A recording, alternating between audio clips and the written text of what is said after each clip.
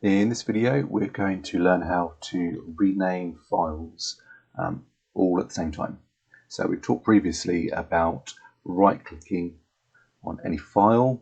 Again, we're not using our training documents, and just clicking rename to rename that individual file. If you have, for example, I don't know, just for argument's sake, a load of photos, and you just want the file name to look a little bit tidier. As you can see here, the file names are a complete mess. I've literally just copied and pasted them.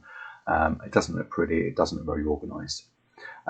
So if you've got other files, say it could be receipts that you scanned on that you want to be a specific date, or say holiday photos that you want to be a specific name, what you can do is we can use our Control and A process to highlight all of the files at the same time. So we taught this in the previous video.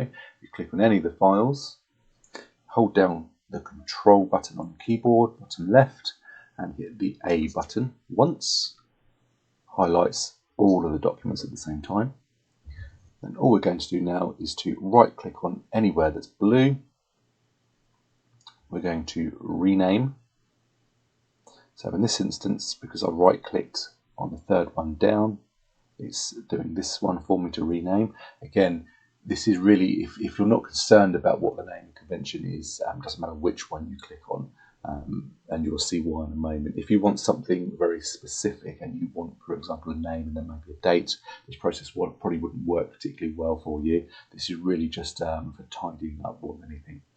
But if we were to take this one here and we were just to retype training, and then left click anywhere that's white, and as you can see, just renamed training to training 1, 2, 3, 4 from there.